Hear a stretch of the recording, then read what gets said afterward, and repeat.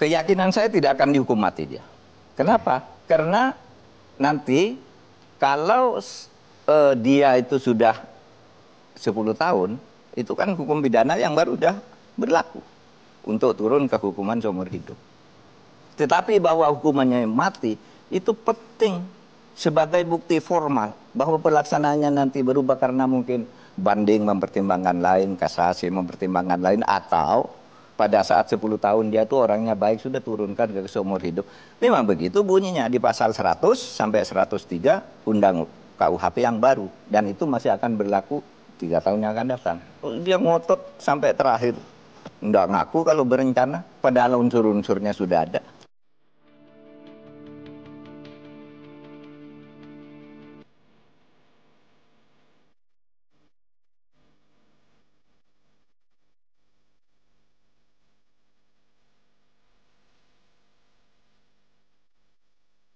Kami bukalah izin periode kedua. Pak, ada yang 100 triliun. Nah, ini 303 dan lain sebagainya, pintu masuknya itu. Ini sangat tergantung politik hukum. Mau kita menuntaskan atau tutup sampai di sini, sekian dan terima kasih. Ya pasti di resiko yang kedua ini bisa Bengawan Solo itu air mengalir sampai kemana-mana, bukan buatkan merah putih tadi, apakah dibuka nanti ya kita dipanggil jadi saksi atau ahli. Bawa buku putih aja lah. Hitam ini banyak bahayanya. Apa susahnya sih ngambil itu? banyak. Memang kalau mau dibuka, khusus itu aja Pak. Gimana 303 selama Bapak memerintah itu? Dewa-dewa, penanganan, ketertiban, entah apa itu.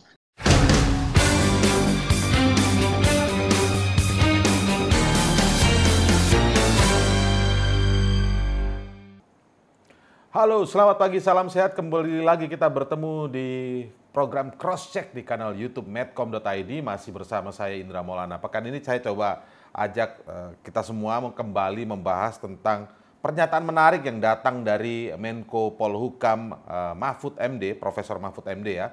Pekan ini kepada media, Mahfud MD yakin dan menyatakan bahwa akhirnya nanti Verdi Sambo atau meragukan ya, pada akhirnya nanti Verdi Sambo tidak akan dieksekusi mati meskipun sudah divonis mati. Menurut Mahfud MD, Sambo akan berakhir dengan hukuman seumur hidup, meninggal di penjara. Apabila dikaitkan dengan pernyataan kuasa hukum keluarga Verdi Sambo di cross-check sebelumnya, bahwa buku hitam hanya terbongkar jika Sambo dieksekusi mati, maka peluang Sambo selamat dari eksekusi berarti peluang membongkar buku hitam Sambo hampir mustahil terjadi. Nah, pertanyaannya, jika betul buku hitam Sambo berisi kejahatan besar oknum-oknum pejabat di kepolisian, mengapa buku hitam Sambo tidak dirampas oleh aparat lalu langsung ditindaklanjuti? Nah, kita akan coba membahasnya di akhir pekan kali ini dengan narasumber yang sudah bergabung melalui Zoom pagi ini. Ada mantan Kabais atau Kepala Badan Intelijen Strategis, Pak Soleman Ponto. Pagi, Pak Ponto. Pagi, Pak Indra. Ya, lalu ada Pak Nelson Simanjuntak yang merupakan kuasa hukum dari keluarga almarhum Brigadir Yosua. Bang Nelson, selamat pagi, salam sehat. Selamat pagi, Horas. Baik, saya mulai dari Bang Nelson terlebih dahulu ya, sebagai kuasa hukum dari Brigadir Yosua. Bang Nelson, kalau kita lihat pernyataan Prof. Mahfud MD ya dalam cuplikan program Kick Andy pekan lalu ya, di hari Senin kemarin itu ya, yang sempat menyatakan bahwa meragukan sih, lebih kepada meragukan soal vonis mati terhadap Verdi Sambo itu mungkin tidak akan tereksekusi karena alasannya adalah kemungkinan soal RKUHP yang baru ya. Jadi setelah 10 tahun ada pasal yang disebutkan akan bisa dipelajari atau diperhatikan tingkah lakunya, bertingkah laku dengan baik dan lain sebagainya. Menurut Bang Nelson sebagai kuasa hukum keluarga almarhum Yosua, seperti apa pernyataan seperti ini, Bang Nelson? Pirsawan Medcom ya. ID. Ya. Suara pun mesti suara pagi ini. Nah, begini. Pertama, di samping Pak Mahfud, Profesor, ya, kami seminggu sebelum vonis Sambo ketemu. Paling ada sambutan baik ini. Kami diterima Pak Kamarudin Martin dan beberapa objek kasus besar di Republik ini. Dengan senang hati beliau menyampaikan, dan duluan kami baru dengan itu Andi Noya kalau nggak salah ya. Di sana dikatakan, lihat itu Kamarudin, selalu positif. Nah ini, dari sana sebagaimana judul kita pagi ini, membingkai buku hitam. Kalau saya selalu kemana-mana ngajar akademisi, lawyer, bawa buku putih aja lah. Hitam ini banyak bahayanya. Iya. Pak Ponto ya. Pak Ponto catatan BIN-nya, BAIS-nya pun nggak harus buku hitam lah. Iya. Tabula rasa itu dia. Tabula rasa, jadi, kertas putih ya. Ya, seakan-akan kalau dibuka tabirnya ini bandul berbunyi, saya besok pagi PTD ini kan nih.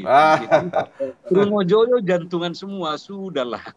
Bagus sekali Bung Indra Maulana tadi. Ya apa susahnya sih ngambil itu? Iya. Tinggal kasih aja sedikit cyanida yang dia lakukan dulu, wah udah tertidur dia tuh. Ambil bukunya selesai. Kalau kawan-kawan di korupsi yang di Mangga 2 sana mau ya, di Kelapa 2 Wetan itu. Artinya janganlah melakukan hal sedemikian. Seakan-akan barter itu bahasa Betawinya, lu ambil goblik. Enggak ada hukum kita. Nggak boleh barter ya. Buku hitam itu benar-benar menyimpan rahasia besar untuk membongkar banyak, ini dugaan semua kan, banyak noda-noda hitam oknum yang ada di lembaga tersebut dan lain sebagainya. Katanya ini baru katanya ya. Gampang. Sesudah ini ya ini udah berlaku, nggak usah dipanggil-panggil kita. Contohnya yang Sersan Kalimantan Timur, itu. Contohnya seminggu sesudah itu Tuan Bintang 2 yang Sumatera Barat, itu. Contohnya di Kerawang, itu. Semua narkoba. Apalagi? Lah kok aparatur penyidik profesional puluhan tahun kerjanya kok jadi begitu? Apa yang mau kita jadikan contoh lagi? Kasihan itu kawan yang nomor 1 Trunojoyo ya, sampai nggak pernah senyum lagi dia. Kembali ke buku hitam ini, saya nggak percaya itu. Oh nggak percaya Pak ya? Nggak percaya. Itu catatan dia yang berapa dikasihnya, contohnya itu jelas sekali ya, kita lihat. Kalau ada yang terbuka sedikit, dibakar Kejaksaan Agung, terbakar kantor polisi, terbakar apa itu namanya Bank Indonesia. Harus gimana lagi kreasi itu? Kita bisa lihat ternyata kawan itu pekerja katanya tukang apa saja, dempul. Ya nggak ada api, nggak ada rokok, kok dibilang korsleting. Nah ini kan praduga, dugaan-dugaan kita berarti ada rekayasa dan sebagainya. Jadi buku hitam itu pun seakan-akan menunjukkan lu nyanyi gue beli, lu buat itu alat tawar berarti ya, alat tawar saja ya. Itu bahasa latinnya posisi tawar. Kalau semodel kita udah 17 tahun ke atas mesti ditakut-takuti, ya sudahlah. Saya ke Pak Ponto dulu ya, Bang Nelson. Ada banyak poin sih dari Bang Nelson tadi tuh. Saya mulai dari seperti awal pertanyaan saya, nanti bisa ditanggapi juga semua Pak Ponto ya. Soal yang pernyataan Prof. Mahfud MD, Menko Polhukam ketika di program Kick Andy yang menyebutkan bahwa kayaknya ragu deh ini bisa dieksekusi karena ada celah RKUHP dan lain sebagainya yang 10 tahun itu loh Pak Ponto. Menurut Pak Ponto sendiri seperti apa tanggapannya? Ya betul, jadi setelah saya pelajari lagi dengan teliti, kalau bicara sama Pak Indra kan harus teliti, jangan sampai tidak teliti. Saya harus menyetujui dengan apa yang dikatakan oleh Pak Mahfud. Memang kalau lihat dari awal, itu asas hukum itu undang-undang tidak berlaku surut. Tetapi khusus KUHP kita itu yang sekarang, pasal 1 ayat 2 itu mengatur, yaitu apabila hukuman itu belum dijalankan, lalu ada undang-undang baru yang muncul, maka yang akan diterapkan itu adalah undang-undang yang menguntungkan yang bersangkutan. Itu tegas dan jelas diatur pada pasal 1 ayat 2. Nah, itulah yang menggugurkan asas-asas bahwa undang-undang itu tidak berlaku surut. Tetapi khusus KUHP kita ini, yang kita pakai sekarang, itu mengatur dengan tegas bahwa apabila sampai hukuman itu belum dijalankan, lalu ada undang-undang yang baru yang muncul, maka yang digunakan adalah undang-undang yang menguntungkan yang bersangkutan. Persis begitu ya kata-katanya Pak Ponto ya, yang menguntungkan ya. Yang menguntungkan bagi yang bersangkutan. Jadi sudah pasti yang akan digunakan adalah undang-undang baru karena menguntungkan. Kalau dalam 3 tahun ini belum dieksekusi. Oke. Ya. Jadi kalau sampai 3 tahun belum dieksekusi, sudah pasti. Saya bisa pastikan, sudah pasti undang-undang baru akan berlaku. Karena itu dengan tegas diatur pada pasal 1 ayat 2 KUHP kita saat ini. Oke. Gitu. Ukurannya 3 tahun, kenapa 3 tahun Pak Ponto? Ya, undang-undang bunyi begitu. Undang-undang baru itu, bahwa apabila dia dijatuhkan hukuman mati, maka ada percobaan 10 tahun. Iya, betul. Kalau 10 tahun dia tidak berbuat baik, eksekusi. Oke. Tapi kalau dia berbuat baik, dia turun, bisa seumur hidup. Iya. Nah, itu. Tapi kalau tadi Pak Ponto bilang kalau 3 tahun nggak dieksekusi, berarti kenapa 3 tahun ukurannya Pak Ponto? Oh ya. Hanya kira-kira saja atau apa? Lah, bukan. Dari sekarang sampai 3 tahun itu kan akan berlaku undang-undang baru.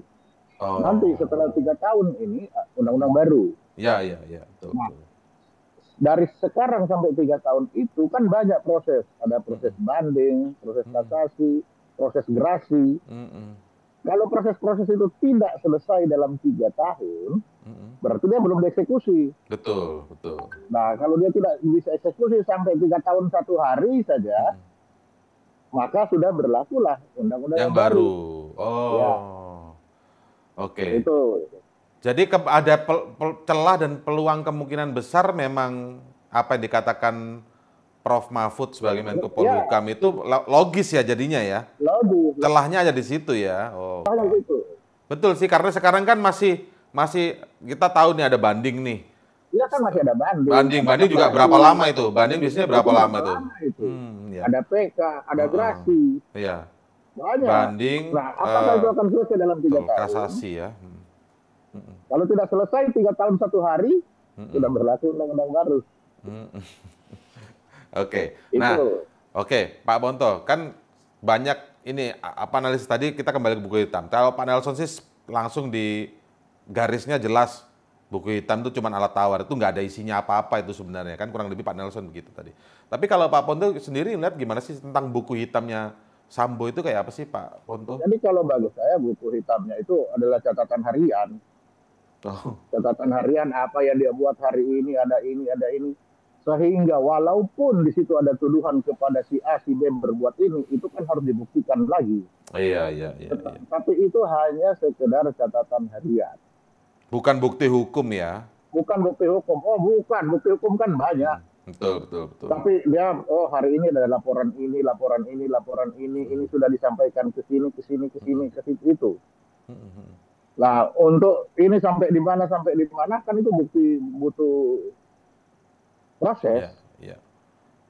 Tapi kalau dia bilang ada 120 ya mungkin dicatat di situ ada ini. Tapi kan paling tidak itu pintu masuk nggak Pak Ponto? Maksudnya pintu masuk untuk kemudian melakukan proses penegakan hukum misalnya. Begini, catatan itu biasanya hanya bermain-main dengan indikasi terlebih dahulu. Makanya dicatat. Dengan ada indikasi lalu hukuman disiplin atau apa. Nah, kalau itu mau digeser menjadi pelanggaran hukum, harus diselidiki lagi. Prosesnya panjang. Prosesnya panjang itu. Oke. Kita tahu kalau yang tertulis di situ sedang menjabat, ya susah kan? Nggak usah. Nah, itu yang susahnya itu yang kita coba begini, kalau memang ada kejahatan di situ, kita berharap Verdi Sambo satu hal sudah selesai gitu ya. Artinya dalam sudah selesai itu udah paling tidak kita sudah tahu vonis di tingkat pertama dulu lah paling enggak. Dan itu hukuman yang sangat maksimal kan. Tapi di satu sisi kita bersemangat momentum ini jangan hanya menjadi momentum kemudian kasus ini saja berdiri. Tapi ketika memang ada yang mau saling bongkar-bongkaran dan ketika itu baik untuk institusi kepolisian atau perbaikan institusi-institusi yang lain juga, maka harus dimanfaatkan momentum ini. Mungkin di satu sisi itu terkesan tijitibeh begitu ya, mungkin kita sering dengar juga Pak Ponto itu. Tapi di satu sisi buat bangsa, bagi negara, ini baik gitu untuk perbaikan gitu Pak Ponto. Nah maksudnya begini, ketika ada orang yang masih menjabat dan lain sebagainya, kita nggak tahu itu siapa ya, tapi memang dia diindikasikan melakukan pelanggaran yang berat, entah itu korupsi, entah itu terlibat dengan mafia, dan lain sebagainya, itu kan perlu diungkap juga ketika Sambonya tanda kutip mungkin mau, tanda kutip ya, balas dendam dalam konteks juga mau melaporkan gitu. Bukan melaporkan, membunyikan ini ke publik gitu Pak Ponto. Itu sangat tergantung kepada Pak Sambonya sendiri. Apakah dia mau membuka atau tidak. Karena saya yakin pasti tulisannya, catatannya itu hanya catatan-catatan singkat yang hanya dimengerti oleh dia. Tidak mungkin semua masalah itu ditulis dalam satu buku itu. Betul. Itu catatan singkat yang apa yang dikerjakan, yang dia aja mengerti. Sehingga kalau memang akan dibuka, ya dia sendiri yang akan mengerti. Oke, yang nomor sekian ini masalahnya ini. Dia yang membuka. Tapi karena orang lain yang membaca sudah pasti tidak mengerti itu. Apa tulisannya. Apa berarti maksudnya. Kembali ke dia lagi ya? Ya, kembali ke dia lagi. Mau Nah, dia membuka itu. Pastikan dia akan mau buka-bukaan itu ketika memang posisinya sudah rugi betul. Artinya misalnya hukuman mati. Nothing tulus, kemudian bongkar aja lah ibaratnya. Bahkan ada sempat kutipan dari narasumber cross check sebelumnya ya, mungkin 2 pekan lalu atau 3 pekan lalu, Pak Saur ya, yang pernah berada di KPK, Pak Saud Situmorang ya, yang pernah berada di KPK, yang menyampaikan, udah Sambo salibkan dirimu, dan kemudian kalau tentang dirimu sudah selesai, sekarang tinggal kamu mau berbuat apa, value apa yang diberikan, artinya mau suruh buka begitu loh. Nah Pak Ponto, nah artinya kembali ke sosok Sambo sendiri ya. Tapi kalau dia sendiri misalnya nanti ada peluang nggak dihukum mati, artinya kan sudah ada apa? Mungkin ada bantuan ya, bantuan yang mau hukum mati atau tidak, dia sudah selesai dan itu minimal seumur hidup. ya. Jadi betul Pak Saud bahwa dia sudah selesai dengan dia. Sekarang apakah dia mau dalam sisa hidupnya ini, ya sudah kadung sekalian aja lah. Ini hanya tergantung dia sendiri. Saya sudah dihukum mati yang kemungkinan bisa sampai seumur hidup, ya sudah saya buka sekalian. Misalkan kasus Bodong kemarin. Apa sih sebenarnya kasus Bodong itu kemarin? Di kasus Bodong itu aja masih memerlukan penjelasan dari dia. Sebagai pejabat saat itu. Bagaimana dengan suratnya yang dia lakukan? Apa tindak lanjutnya? Tetap harus ke dia dulu ya? Iya, semua ada di dia. Yang contoh paling bagus itu kasus Ismail Bodong itu. Apa yang sudah disampaikan ke Kapolri? Apa disposisi Kapolri? Ingat nggak dia disposisi? Di mana taruhnya? Disampaikan atau tidak? Jangan-jangan cuma surat begitu aja, tapi tidak disampaikan. Kan bisa saja itu. Nah, itu sangat tergantung dia. Jadi betul Pak Saud, kalau sudah dihukum ya sudah selesai sebenarnya ya dia, tinggal mau apa enggak ya? Gitu ya? Sudah selesai. Dia sudah selesai. Apakah nanti hukuman mati atau hukuman seumur hidup? Sama-sama berat ya. Mati bisa langsung saat, seumur hidup. Menunggu di dalam itu bagi seorang Sambo yang dari sang kaisar kemudian turun jadi begitu, itu kan sangat berat itu. Dari sang kaisar. Istilah kaisar itu juga istilah kaisar itu juga terkait dengan awal-awal muncul 303 waktu itu. Nah, itu kabarnya bagaimana juga itu 303 itu kan ya, Pak Ponto kan. Nah, 303 kan ini misterius, tiba-tiba dibubarkan begitu aja kan gitu. Kenapa kok tiba-tiba dibubarkan? Iya. Ya waktu itu kan kita tanya kenapa nggak dilikuidasi. Nah, mari kita lihat asetnya apa aja selama ini, apa yang dilakukan. Oh, yang Satgasus ya, Pak Ponto. Jadi kalau itu memang mau dibuka kan gampang sebenarnya. Bubar pun harusnya ada audit ya Pak Ponto ya? Ya harus ada audit lah. Karena dibubarkan begitu aja tiba-tiba hilang senyap. Ini harus disuarakan Pak Nelson juga ini kalau begitu itu. Ya kan waktu dibentuk dia betul-betul ada pembentukan. Tapi begitu dibubarkan senyap. Hanya hilang begitu saja. Lalu kemana? Padahal kalau bikin acara-acara ulang tahun lembaga aja pembubaran panitia ada Pak ya, Pak Bonto ya? Ada. Inventarisnya kemana? Jadi harus ada pertanggung jawabnya. Selama 3 tahun bertugas apa saja yang sudah dilakukan, banyak itu. Dananya itu kan dari juga mana, pengelolaan dananya bagaimana? Begitu saja. Iya. Apalagi yang lain. Jadi Iya. banyak. Memang kalau mau dibuka, yang terang-terang aja. Pertanggung jawab yang 03. Lalu si bodong itu aja. 2 itu aja. Saya bongkar Belum ya. yang lain-lain. Itu yang sudah terbuka di depan umum. Kalau mau, beliau jelaskan. Belum yang lain-lain. Gimana 303 selama Bapak memerintah itu, kaisar pemerintah, apa aja yang sudah dilakukan. Ya kan begitu aja. Ya. Oke. 2 aja itu. Bang Nelson, kita ingat juga seharusnya sudah pekan ini ya, maksudnya pekan hari Kamis kemarin ya harusnya ya, ada vonis terhadap Hendra Kurniawan yang dalam konteks obstruction of justice dalam kasus pembunuhan Yosua ya. Tapi kan diundur menjadi pekan depan, Senin ini sebenarnya. Pertanyaan saya begini, mungkin rahasia-rahasia yang dipegang oleh Verdi Sambo juga tidak mungkin hanya di dalam disimpan oleh Verdi Sambo pribadi, karena dalam konteks struktural waktu itu Sambo menjabat Kadif Propam, salah satu orang kedua dari Sambo itu adalah Hendra Kurniawan. Artinya kemungkinan besar Hendra Kurniawan ini juga banyak menyimpan rahasia-rahasia terkait dengan yang bersinggungan dengan buku hitam. Kalau Bang Nelson sendiri melihat bagaimana? Apakah juga nanti vonis terhadap Hendra Kurniawan ini menjadi tolak ukur penting dengan adanya kemungkinan bargain seperti ini, atau bagaimana Bang Nelson? Baik, terima kasih Bung Indra, Pak Ponto. Saya melihat skenario kasus-kasus ini tuntas sudah babak pertama ya. Babak pertama yang kita dulu LP kita kan satu paket 5 orang. Nah ini paket kedua terdakwanya sedang berlangsung. Kalau melihat luar biasanya Dewan Etik Kepolisian waktu itu, tentunya sudah melakukan ke kawan ini pemberhentian tidak dengan hormat. Ini dia. Kedua, rusaknya semua sistem. Beliau inilah motor penggerak yang sudah kita pelajari langsung, dan saya wawancarai di rumah Sungai Bahar. Inilah yang merusak suasana, merusak adat Batak, sekali lagi merusak adat Batak, yang menakut-nakuti keluarga besar itu. Ya mungkin kalau saya emosi laki-laki saya hajar dia, mau pakai Stengen atau Uzi atau AK-47, padahal adiknya polisi loh. Itu saya omelin itu ponakan saya itu. Kenapa enggak kau tembak lagi itu, saya bilang.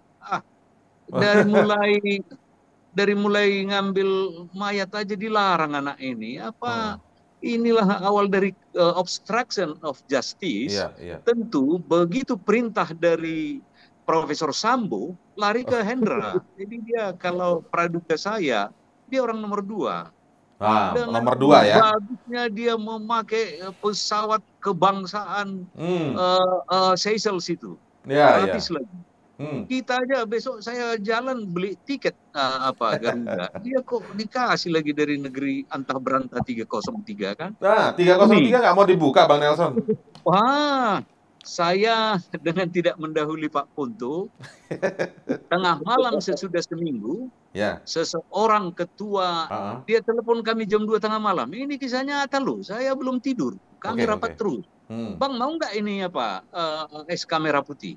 Saya kan ahli membuat SK di pemerintahan zaman tahun 45 dulu. Saya baca, wah ini semua Kapolri pertama itu sama dilanjut sama Kapolri kedua, nama-nama itu jelas semua jenderal-jenderal itu.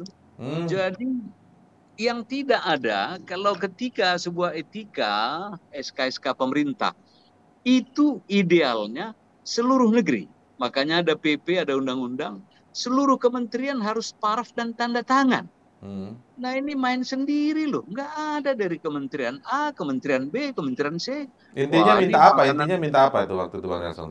Ya, jadi kalau bahasanya memang bahasa dewa-dewa, penanganan, ketertiban, entah apa itu, model zaman SK Super Semar dulu. Saya kan nggak hafal. Itu gaya, aduh Pak, Sapu itu jagat. gaya surat perintah. Gaya surat perintah operasi. Ya, masa apanya logonya merah putih kan gitu. Isinya sapu jagat. Wah, ke ujung dunia sorga saya pertahankan ini. Inilah yang membuat eksistensi kawan-kawan yang the police di muka bumi ini berkuasa luar biasa. Itu dia. Nah, itu tadi Pak Ponto saya ikuti, dicabut. Ada kayak acara sunatan pembubaran panitianya gitu, ini enggak. APBD-nya dari mana, APBN-nya dari mana, enggak tahu. Itu surat tentang apa, Bang Nelson, sederhananya? Sederhananya surat tentang apa? Minta apa dia? Ya intinya semua trantibum di negara ini ya ditangani oleh mereka, tim itu. Sementara negara demokrasi nggak bisa begitu, harus ada panitia dari mewakili Kemko, Polhukam, Kemhan, apa itu namanya, keuangan. Nah, ini enggak semua. Jadi kalau itu berlaku ya sama aja internal. Ini dapat dari mana kita nggak mau tahu itu. Yang penting ini membantu tuan-tuan nanti ketika ada masalah. Nah, makanya ketika Pak Kamarudin menawarkan kasus 303 dan sebagainya, dengan segala hormat keagungan hakim, Pak Saksi, yang kita tuntaskan pidana dulu. Nah, itu. Catatan pidana dulu.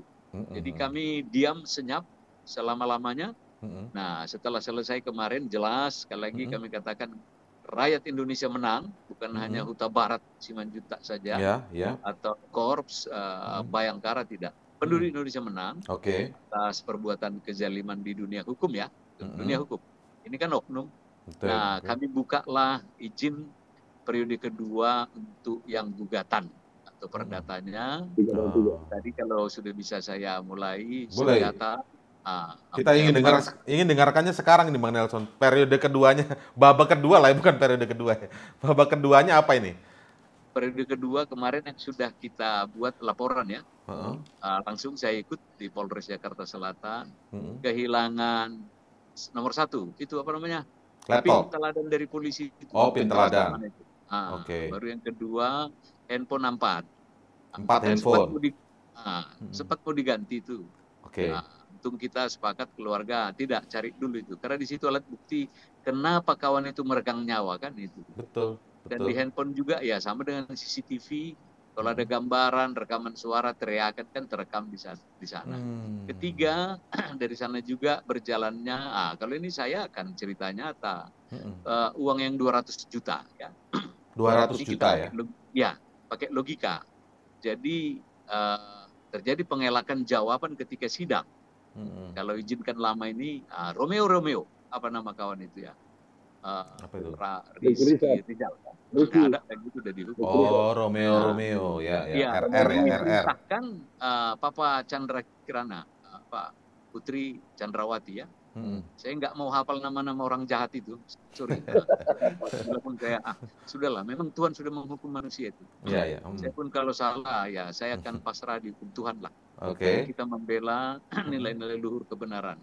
Baru diperintahkan, kata dia, baru ditanya, Papa Chandra itu, Putri Chandra Kirana itu, enggak saya. Nah, baru ngaku kawan bintang 2 yang sudah dipecat itu, ini uang kami katanya. Nah, ini kan logikanya jelas, karena dia sudah adalah ajudan teladan. Sekali lagi ajudan yang terbaik, digaji pun nggak tahu mau gajinya. Nah, kan nggak pernah dia menghabiskan gaji karena hidup di tangan penguasa tadi, dia dikasih uang rokok, apalah. Jadi gajinya utuh. Mari kita berhitung, kalau gaji seperti beliau izin Pak Ponto ya 5-10 juta lah, banyak variannya. Ya kali 2 tahun ya mencapai 200 juta kan selesai. Nah, ini yang akan kita buktikan lagi, dibuka lah itu. Jadi sudah dilaporkan ke Jaksel ya, Polres Jaksel ya? Sudah. Jatuhnya apa? Perdata berarti? Perdata lah. Kita akan gugat itu semua, pengembalian handphone, nggak usah dikasih yang baru, yang bekas itu aja.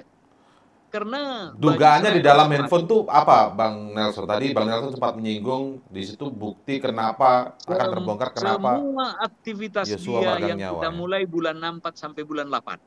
Bulan 4 sampai bulan 8. Ya, 4 bulan itu saja rekaman. Kalau dalam kasus ini murni yang pidana pembunuhannya saja itu kan bulan Juli Ya kan? Hanya bulan Juli kan? Kasusnya 8 Juli saya ingat tuh kalau nggak salah. Kan ada sahabat kami pengacara dari seberang sana. Ya. Nah, terbukti pelecehan seksualnya di Duren 3. Kita patahkan. Nggak ada itu artinya. Kan mundur lagi. Bulan 4 katanya pernah beliau sentuh-sentuh sedikit. Bulan 4. Bulan 5 sudah bersahabat lagi. Bulan 6 mengantar anaknya, bulan 7 masih sama, ulang tahun dan sebagainya ya. Jadi kita mengikuti alur kawan-kawan seberang sana dengan jawabannya. Dan terpatahkan semua. Iya, terpatahkan semua. Itulah hakim sudah mengatakan lainnya. Okay. Nah, dari sana baru kita mengambil pengembangan handphone tadi lah. Kan akan ketemu. Nggak usah, biar aja dibakar apa itu handphone itu. Tapi dengan diberikannya melalui polisi juga, kita pergi ke provider. Contoh, nyebut nama, Telkomsel. Kalau terbakar lagi Telkomsel ya sudahlah, kiamat dunia ini. Kan gampang saja. Kok susah-susah amat. Jadi walaupun handphonenya dibakar, tetap ada bisa ditelusuri maksudnya. Provider. Jejak digitalnya ya. Terbakar Indonesia, kita cari si Mark Zuckerberg. Siapa itu yang punya? Susah amat. Tapi dibuka dulu lah ini ya. Baru laptop. Nah, ini juga gambaran-gambaran. Laptopnya Yosua yang hilang juga ya? Iya, absolutely. Jadi 4 handphone Yosua, laptop almarhum Yosua, dan uang 200 juta rupiah almarhum Yosua. Komunikasi, PIN. Saya lupa lagi. Oh ya, PIN. PIN apa? Kehormatan ya, apa namanya itu? Baru nanti kan ada pengakuan. Begitu dia 3 hari masuk surga, ya, dia kembali ke bumi mencairkan 200 juta. Ya itu kan yang di ini kan ya. Tuh uangnya udah dicairkan. Romeo. Oh, Romeo yang ini ya. RR lah ya, RR ya berarti ya. Mengambil uang itu. Taunya dari mana Romeo yang ngambil? RR yang ngambil. Di sidang juga sudah terbuka. Oh, ya. Romeo. Sekali lagi ya. Inilah yang mencairkan, disangkal oleh Putri Cantik. Ini kan itu. Nah, nanti di sidang kedua dari perdatanya keluarlah semua kan. Kami akan lihat apa itu. Masuknya dari perdata situ nanti. Apa ada yang 100 triliun? Ini kita menarik ini. Di situ jadi mau bongkar soal 303 dan lain sebagainya, pintu masuknya itu ya, Bang Nelson ya. Karena perintah hakim pidana dulu lah. Nah, babak kedua. Ini babak kedua ini. Kita mulai kalau ke ahli hukum ya kita ikut aja lah perintah. Kita buka misteri babak kedua dari kasus. Orang nomor 2 tadi, kita kembali Pak Indra Maulana. Orang nomor 2 tadi ya, jagoan kita bintang 1 itu, luar biasa itu. Ini memang dosa masa lalu, ini udah terlalu banyak lah. Bagaimana kalau ini silahkan, mau saya digugat juga. Di dunia Batak, di dunia kami, mayat itu kami tortori 3 hari. Mau dewata dari mana pun dibukain itu. Itu keterbukaan sebuah tradisi. Sekali lagi, Undang-Undang Dasar 45, Undang-Undang 23 tahun 2014, semua momentum adat budaya tidak ada yang menyalahkan. Saya lawannya kalau dilawan itu. Nah, ini dikunci pintu, semua berlaras, penduduk setempat saya tanyai, saya interogasi. Waduh Pak, kami penuh ketakutan. Untunglah ada wanita-wanita mulia itu, bibinya siapa, main diam-diam ke sana kemari. Ya namanya bangkai, 3 hari ya bau bangkai itu. Tuhan berkenan kalau mengatakan bongkar manusia dari debu kembali ke debu. Nah ini, jadi sebelum 3 hari kembali ke debu udah bau itu Hendra Cipta Kirana itu. Nah, jadi kalau diangkat itu ya, APBN mana itu bawa pesawat itu? Siapa aja di dalamnya? Saya lari-lari kan lagi. Bang Nelson, tapi Bang Nelson yakin ini akan terungkap, terbongkar semua, Bang Nelson? Yang paling saya bikin tulisan ke Malaysia ya, the darkness killing in Indonesia this censored. Sengaja saya bikin bahasa Inggris biar banyak nggak ngerti kan, biar saya dipanggil gitu, biar jadi hadiah Pulitzer ini izin Pak Punto. Rupanya nggak dapat hadiah saya di Selangor. Rupanya saya dapat hadiah di Argentina juara 1. Ada dikasih nih bulan depan. Kecuali Pak Indra Maulana membawa saya dengan Pak Punto ini. Jadi kita berbuat baik aja salah. Apalagi tidak berbuat baik ya. Nah, jadi kami baik secara emosi kalau di media. Batin kami ya, secara pribadi saya nangis sebenarnya. Nangis kok begini hukum kami. negara kita katanya panglima. Hukum sebagai panglima. Kata orang Belanda dulu. Ya. Nah, kok sedikit pun tidak ada secara harapan. Tapi hakim yang mulia tadi, kalau saya ketua Trias Politika Montesquieu, apalah hadiah untuk hakim yang 3 ini ya. Nah, baru nanti hakim majelis yang kedua. Ini tadi saya runtut dulu, mudah-mudahan karena usia suka lupa ini. Yang untuk Hendra yang paket kedua ya. Apakah ini tembak mati semua atau apa? Untuk tadi 2 tahun. Ramalan saya. Karena untuk Hendra. Untuk Hendra. Untuk Bung satu itu, ramalan ya bintangnya mungkin ya nggak bersinar lagi lah. Mungkin kalau 2 tahun bisa masuk loh Pak. Kalau 2 tahun bisa apa Pak Ponto? Masuk 2 tahun bisa masuk lagi nanti. Nah, kembalikan balik kepadaku. Tapi ramalan saya 3,5 tahun ini. Karena kalau itu terlalu kejam kali perbuatannya, melebihi kawan-kawan di tahun 65 dulu. Ngeri kali. Kalau ada di situ sekali lagi saya bilang siapapun itu. Babak kedua ya, babak kedua ini terbongkar. Rata atau dia yang rata. Ini adat istiadat loh, budaya daerah. Emang siapa dia? Sekali lagi siapa dia? Dia dapat sertifikat di bumi ini, di negara kita juga dapat sertifikat dari negara swasta kan itu. Perilaku ini tidak menjadikan contoh. Hakim yang majelis pertama itu saya bilang Pulitzer-nya, kenapa? Tidak ada yang meringankan. Ini dia. Bukan saya dendam atau sakit hati.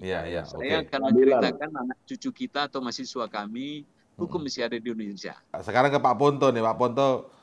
Jadi sebenarnya kalau Pak Ponto juga bagian dari awal-awal yang menyuarakan dengan judul Pistol Raja-Raja, itu maksudnya kan bukan gak mungkin Eliezer lah yang melakukan pembunuhan kan gitu, Pak Ponto ya, intelektual dadernya gak mungkin seorang Barada gitu kan ya.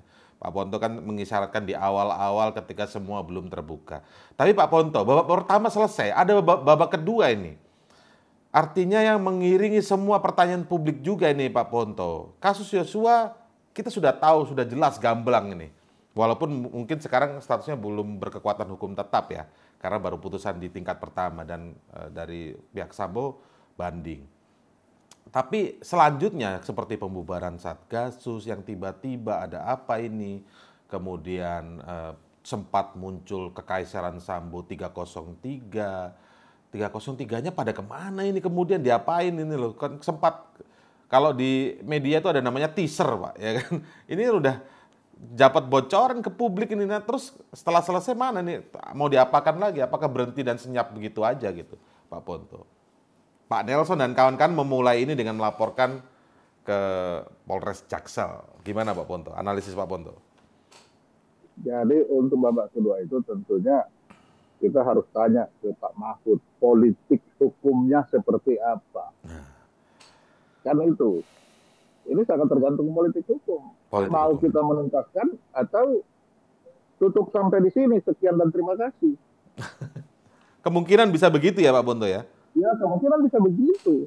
Nah, lain cerita barangkali kalau dari apa yang dituntut Pak Nelson tadi, ini bisa ada fakta hukum yang bergeser ke sana, nah itu bisa jadi pintu masuk. Tapi kalau tidak ada yang bergeser dari situ, untuk membuka ini tergantung politik hukum lagi. Mau dibuka apa enggak itu, mau dipertanyakan. Bagaimana ini nasib 303 ini? Mengapa dia hanya harusnya datang tanpa muka, pulang tanpa punggung kan? Ini hanya datang tanpa muka, pulangnya nggak tahu, tiba-tiba hilang gitu aja. Ya, itu tergantung politik hukumnya. Mau menuntaskan kita atau tidak. Berarti di presiden dong kalau begitu, Pak? Ya, betul. Semuanya berujungnya nanti kepada presiden tentunya. Nah, apakah presiden mau seperti itu? Untuk urusan pistol raja-raja saja harus 4 kali presiden memerintahkan untuk melaksanakan itu, memeriksa dengan baik. Nah, untuk ini apakah ada politik hukumnya mau kemana ini? Itu. Bicara resikonya lebih besar yang kedua ini kayaknya Pak ya? Ya pasti di resiko yang kedua ini bisa Bengawan Solo itu air mengalir sampai kemana-mana, bukan mengalir sampai jauh, tapi air mengalir kemana-mana. Aduh. Boleh saya pesimis nggak Pak? Atau skeptis lah paling tidak? Banyak Pak Nelson, kan nanti motornya Pak Nelson ini. Apakah Pak Nelson nanti bisa membelokkan kemudi sedikit saja dari perdata itu belok ke sana? Sangat tergantung. Jangan perdata aja maksudnya ya Pak ya? Iya, dari perdata aja belok ke sana. Itu. Tapi kalau untuk formalnya, ya kita menunggu. Itu sangat tergantung politik hukum. Bagaimana pembubarannya itu kok begitu saja? Ataukah itu temukan BPK? Ini ada organisasi yang dibentuk, pasti menggunakan APBN, tiba-tiba hilang begitu saja, mana pertanggungjawabannya? Tapi DPR-nya juga belum bersuara ya soal pembubaran kemarin itu ya, Satgasus itu ya? Lah, ingat ya, dalam kasus Kaisar Sambo aja, kalau kita lihat Silmi Harun itu direkturnya Krakatau Steel diusir. Tapi ini yang membunuh dipuja-puji kan teman itu. Gimana coba? Dipuja-puji ya? Harusnya, ya dipuja-puji. Seharusnya orang saat itu membunuh, ya dimarahin duluan. Kenapa bisa terjadi pembunuhan? Kenapa bisa terjadi pengarangan cerita? Itu harus dimarahi dulu. Nanti setelah itu, baru dia melakukan apa? Ya itu kewajiban. Ya. Tapi ini kan tidak. Seolah-olah tuh, ya soalnya itu suatu prestasi ya. Suatu prestasi. Ya, membetulkan itu bukan prestasi, itu kewajiban. Ya. Tapi rusaknya, terjadinya penembakan, terjadinya pengerangan, itu kesalahan yang harus dimarahin terlebih dahulu. Setelah itu dimarahin, baru apa? Kalau dia cepat, ya prestasi. Kalau dia lambat karena tekanan, ya bukan prestasi lagi. Kan begitu. Banyak melibatkan oknum kepolisian yang lain gitu ya. Kepolisian yang banyak. Tidak ada teguran. Waktu hanya puja-puji. 1 jam lagi pujaannya itu. Dibaca, ada yang baca. Begitu panjangnya. Ini kan satu hal yang mempertontonkan satu kekeliruan, kebodohan itu apa jadi juga bingung, kehabisan kata-kata, nanti terlalu kata-katanya kena ETE lagi nanti kan. Tapi inilah fakta. Kita lah dari awal kan sudah melihat, kita bahas di sini kan bagaimana puja-puji dilakukan. Padahal Presiden 4 kali harus menyatakan dibuka selebar-lebarnya, dibuka seluas-luasnya. Betul. Tapi sudah dibuka selebar-lebarnya perintahnya, apa yang terjadi? Untuk rekonstruksi saja disuruh pulang Pak Komarudin dan kawan-kawan kan masih juga ditutup. Lah itu gimana coba? Apalagi kalau mau membahas soal Satgasus ini ya. Nah, belum lagi Satgasus. Kan itu. Hampir nggak ada yang bersuara sampai sekarang deh sebenarnya. Ini relatif kayaknya hanya di program ini aja ngomongin Satgasus nih. Iya betul. Ya itu. Tapi Bang Nelson penasaran juga kan Satgasus ini Bang Nelson? Penasaran nggak sih? Nah yang tadi dibayar hampir 100 juta sebulan kali berapa orang itu loh. Kok diam saja? Ya. Saya kutip Bapak itu tadi. Kok ngusir-ngusir direktur utama pegunungan Krakatau Steel? Apa ini? Saya nonton aja kembali. Kalau harga diri saya, 2 kali saya bicara di PBB, saya hantam itu. Emang siapa dia? Nonjok pun nonjok aja ya. Ini akhirnya membuat kita ketika anak manusia dibunuh, yang punya pangkat paling tinggi di dunia, brigadir, nggak ada bersuara. Nggak ada bersuara. Kenapa? Ini pertanyaannya. Yang kedua, itu tadi yang hilang dibuang sayang. Kenapa yang ini pun tidak pernah dicari, dikejar wanted DPO? Staf khusus Kapolri itu. Dari ini awalnya, skenario itu. Ya, saya jadi ingat semua. Kedua, ahli forensik. Ketiga nih ya, saya ikut memimpin rapat loh di Jambi. Katanya ahli forensik. Ketua forensik sedunia Indonesia. Jujur kau Kak Dinda ya, saya bilang, tangan saya begini. Siapa bangku? Besoknya diralat semua. 4 bulan kita nunggu tulang belulang itu. Apa itu? Ternyata hasilnya tidak sesuai nih. Habis uang negara loh. Sangat menurunkan ahlinya. Kasat menurunkan ahlinya, Angkatan Laut menurunkan ahlinya, kami diusir oleh yang udah Kapolda sekarang di dunia selatan sana, enak aja dia. Kenapa PH kawan sana nggak diusir? Saya hampir tantang itu. Nah, jadi bukan hanya PH saja, fisik pun jadi. Emang dia bintang 1 dulu, saya udah bintang 2 waktu itu Pak ya. Kalau menurut negara. Sudahlah, ini kecewaan berat. Akhirnya kok kita nyanyi ke media. Biasanya kan lagu saya Diana Nasution. Masihkah ada kau dan aku di antara si dia kan itu. Jadi media lah alat sarana kita. Baru forensik tadi. Nah itu tadi. Bang Nelson, itu semua masuk obstruction of justice harusnya ya Bang Nelson? Absolutely right. Kenapa? Tetapi ini untuk warga sipil ya. Kenapa? Dari kami kan 2 orang loh. Dokter sama ahli medis yang kita kirimkan. Cek, berbeda sekali tuh. Apa harus semua kita penuhkan ke penjara? Tapi ya, alhamdulillah praise the Lord. Panjang ceritanya nih saudaraku. Kami dokumen kami nggak hilang, kami aktakan sampai notarisnya, kami notariskan. Makanya dengan maha guru saya Pak Ponto, saya setuju dengan Pak Ponto jika ada peraturan yang diambil yang menguntungkan. Sebenarnya teori lama nyeleneh juga. Jika ada undang-undang yang baru, undang-undang yang lama bisa diabaikan dengan transisi. Nah, itu 3 tahun bisa. Tapi bukan, ini saya nggak ngutip. Jika ada istri yang baru, istri lama bukan diabaikan, dipakai juga. Bukan salah. Beda. Saya Aduh, Bang Nelson, jadi ke sana. Jangan tekan kita, karena Pak Bintang 6 nggak datang-datang kita ambil waktu. Ya betul, kita sayang ini ada Pak Susno ya. Oke. Kembali tadi, terakhir itu. Terakhir ini Bang Nelson penutup ya, dan Bang Nelson nanti ke Pak Ponto. Baik. Di mana kita buatkan merah putih tadi, apakah dibuka nanti ya kita dipanggil jadi saksi atau ahli. Hukum Indonesia akan terang benderang. Demikian sekilas info kami kembali ke Indra Mulyana. Selamat sore. Bang Nelson berbakat, Bang Nelson. Tapi jangan gantiin saya, Bang Nelson.